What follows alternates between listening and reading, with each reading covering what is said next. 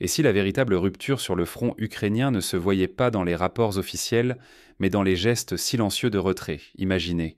Aucune annonce publique, pas de discours rassurant, simplement un ordre discret, celui d'évacuer du matériel des premières lignes, précisément près de Gouliaï-Polé. Les responsables ne parlent ni de rotation classique, ni de renfort. Ce n'est pas un simple remaniement, mais un signe d'un point de bascule discret, passé presque inaperçu, mais pourtant crucial. Au lieu des déclarations héroïques, c'est le silence qui règne. On retire ce qui peut l'être, sans explication, loin des caméras. Les récits officiels sont figés alors que la réalité sur le terrain se fracture. La dynamique change fondamentalement, loin de l'image d'un front solide. En coulisses, la lassitude et l'épuisement dictent de nouveaux choix, parfois irréversibles, qui pèsent donc bien plus lourd que n'importe quel communiqué de presse. Ce genre de signaux faibles, s'ils passent inaperçus, nous condamnent à mal comprendre l'évolution réelle du conflit. Ignorer ces gestes, c'est risquer de se préparer à une guerre qui n'existe déjà plus, de prendre de mauvaises décisions, ou pire, de ne rien voir venir alors que le basculement s'opère. Pour saisir la véritable portée de ces évacuations silencieuses et ce qu'elles révèlent sur la situation en Ukraine, il faut maintenant revenir sur le fil des événements récents et décoder le contexte caché derrière l'apparente interruption. Remontons la chronologie pour comprendre comment chaque décision nocturne et chaque manœuvre discrète dessine la nouvelle réalité du front. Pourquoi l'armée ukrainienne commence-t-elle à évacuer son matériel clé et quelles conséquences cela aura-t-il réellement sur la suite du conflit ? Derrière ce geste discret, loin des caméras et des communiqués officiels, se cache un aveu silencieux. Les réserves humaines et matérielles sont désormais épuisées et même la planification des prochains mois ne prévoit plus de solutions concrètes. Ce n'est pas seulement une question de manque sur le terrain, mais une véritable panne de prévoyance qui déstabilise toute la chaîne de commandement.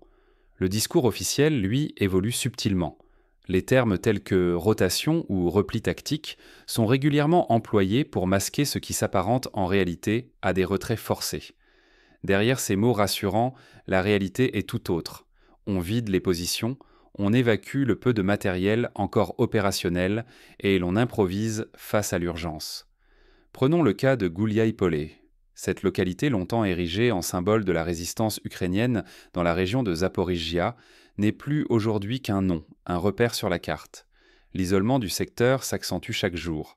Les lignes d'approvisionnement, qui garantissaient jusqu'ici une forme de stabilité, se transforment en véritables pièges mortels, où chaque trajet peut se solder par des pertes irrémédiables. Dans ce contexte, la dynamique opérationnelle bascule de la stabilité vers l'incertitude. Ce n'est plus une armée en contrôle de ses mouvements, mais une structure qui subit la pression d'une guerre d'usure, où chaque décision tactique traduit en fait l'épuisement des moyens. Les points d'appui se délitent et la logique défensive se fissure sous le poids du manque de renforts, de munitions et d'équipements. Ce qui est en jeu, ce n'est pas seulement la perte de territoire. Refuser de voir cette mutation profonde du conflit, c'est continuer à se fier à des récits rassurants devenus obsolètes et s'exposer à des illusions dangereuses sur la capacité de l'Ukraine à tenir dans la durée. Le risque est immense. Perdre de vue la réalité, c'est aussi mal anticiper les conséquences politiques, économiques et sociales qui s'annoncent pour toute l'Europe. Mais si la désorganisation et la pénurie sont désormais palpables sur le front, un autre basculement s'opère en coulisses. La stratégie et la doctrine ukrainienne doivent s'adapter sous pression, à défaut de quoi l'effondrement pourrait s'accélérer bien au-delà des lignes de contact. Quand le commandement agit trop tard et que les réserves s'amenuisent chaque jour, que reste-t-il vraiment à défendre ? C'est la question centrale qui hante aujourd'hui les états-majors ukrainiens, alors que la réalité du terrain rattrape brutalement les discours officiels. Les décisions stratégiques, au lieu de précéder la crise, sont prises dans l'urgence, toujours en réaction à la situation, et souvent trop tard pour changer la donne. Chaque jour, de nouvelles localités tombent comme des dominos. Les forces ukrainiennes se retirent de secteurs entiers, mais cette fois sans relève, laissant d'immenses brèches dans la ligne de défense. À Gouliaï-Polé, l'évacuation des civils a débuté dans la précipitation. Les frappes se multiplient, sans relâche. Tirs d'artillerie, attaques de drones menées jour et nuit, rendant la vie et la défense impossibles. Ce n'est plus une rotation, mais un abandon progressif de positions clés, faute de troupes fraîches ou de matériel à redéployer. Sur le plan politique, la fracture s'élargit entre les débats à Kiev et ceux que vivent les soldats sur le front. Malgré la contestation de plus en plus ouverte contre la ligne de commandement, la présidence s'accroche à ses chefs militaires, refusant de les remplacer même lorsque ceux-ci semblent dépassés par la situation. La même crise frappe au nord-est, du côté de Kharkiv. Là aussi, il ne reste que des réserves éthiques à déployer, au risque d'affaiblir d'autres secteurs déjà fragilisés. L'armée n'a plus les moyens de tenir une ligne continue, les positions se fragmentent, la logistique s'écroule et la tension monte dans chaque bataillon. Persister dans la gestion politique de façade, c'est prendre le risque d'une rupture du front. L'effondrement de la confiance pourrait alors devenir total, à la fois entre le commandement et les combattants, mais aussi vis-à-vis des alliés extérieurs toujours plus sceptiques. La situation militaire ne cesse de se dégrader. Pourtant, un autre front tout aussi crucial s'ouvre en parallèle, celui de l'énergie, où la prochaine bataille pourrait décider du destin de tout le pays. Si les lignes de défense vacillent, la guerre de l'énergie promet d'être tout aussi décisive, voire de précipiter l'issue du conflit. Et si la coupure de courant était le vrai signal d'alarme du conflit, plus encore que la chute de villes entières. Depuis quelques semaines, un autre front s'est ouvert dans la guerre, celui de l'énergie. L'Ukraine, plongée dans le noir, vit désormais l'arrêt total de sa production électrique. Plus de trains, plus d'usines, des quartiers entiers condamnés à l'obscurité et au silence. L'économie s'immobilise, la vie quotidienne devient un défi permanent.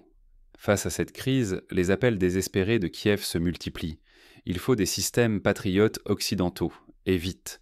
Mais chaque livraison est une course contre la montre, pendant que les missiles russes frappent avec une précision chirurgicale les centrales électriques et les sous-stations encore debout. La Russie a décidé de mener une guerre d'usure technologique et psychologique en combinant ses atouts traditionnels et de nouvelles armes. Missiles balistiques, hypersoniques, drones, leurre bon marché. Tout s'est déployé pour saturer la défense et semer le doute.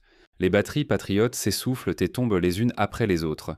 Certaines sont détruites, d'autres trompées par des cibles factices qui coûtent 100 fois moins cher que les missiles occidentaux. L'ingéniosité russe vide petit à petit le ciel ukrainien de sa protection antiaérienne. Désormais, le pays n'a plus assez de moyens pour bloquer la vague d'attaque. Les conséquences dépassent le simple désagrément quotidien. La coupure électrique désorganise non seulement les industries, mais paralyse aussi les réseaux ferroviaires, colonne vertébrale de la logistique militaire et civile. Les hôpitaux doivent choisir qui soigner en priorité. Les familles improvisent des abris glacés alors que l'hiver approche. Une crise humanitaire se profile, silencieuse mais inéluctable. Le vrai enjeu, c'est de comprendre l'ampleur de ces ruptures.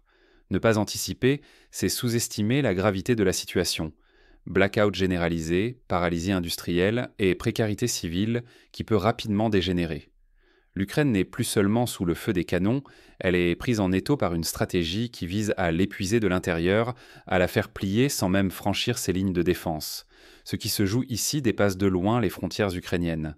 La crise énergétique et la guerre d'usure menacent d'entraîner toute l'Europe dans une nouvelle ère d'incertitude et d'instabilité. Face à cette réalité alarmante, il faut repenser les stratégies. Quelles leçons retenir pour l'Ukraine, ses alliés et l'ensemble du continent européen ? Dans une guerre d'endurance, la vérité brute finit toujours par s'imposer au discours, aussi brillant soit-il. Face à l'usure, ce sont les faits, pas les slogans, qui dictent la suite des événements. Quelles leçons pratiques pouvons-nous tirer de ce nouveau paradigme de la guerre moderne ? La Russie n'a pas bouleversé la technologie militaire, mais elle a innové sur l'art de l'épuisement. Sa stratégie privilégie l'usure lente plutôt que le choc frontal. Il ne s'agit plus de compter les victoires spectaculaires, mais d'user l'adversaire jusqu'à l'effondrement de sa capacité à tenir. Côté ukrainien, les appels incessants à l'aide trouvent de moins en moins d'écho.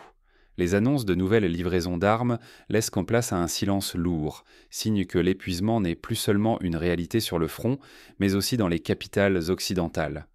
L'élan solidaire des premiers mois a laissé place à la lassitude, à l'incertitude politique et à la peur de la surenchère.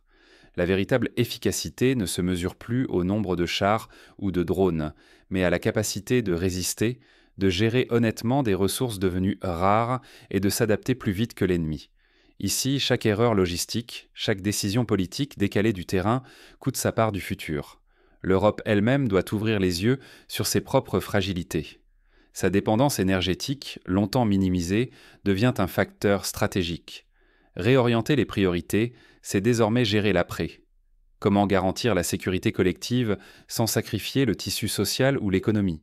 Ce conflit met crûment en lumière les limites de la guerre médiatique et des justifications politiques. Les récits officiels ne peuvent masquer indéfiniment la réalité du terrain, le choc du matériel, la fatigue humaine, l'usure des sociétés. La victoire ne se déclare pas sur un plateau télé, mais dans la capacité à survivre à la lassitude, à l'incertitude et à la raréfaction des moyens. S'enfermer dans l'illusion médiatique, c'est courir le risque d'un effondrement brutal.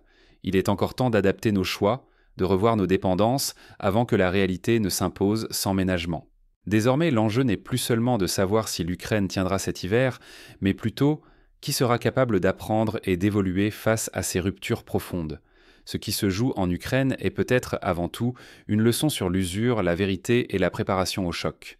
Au-delà du vacarme des bilans et des récits officiels, c'est la fatigue invisible, celle qui gangrène les lignes et consume les réserves, qui façonne désormais l'issue du conflit. Ce n'est plus seulement une guerre de position, mais un affrontement contre l'épuisement, le manque et l'incertitude. Chaque repli, chaque silence radio, chaque évacuation précipitée est le reflet d'une réalité plus dure. La limite humaine et matérielle atteint inéluctablement ses frontières.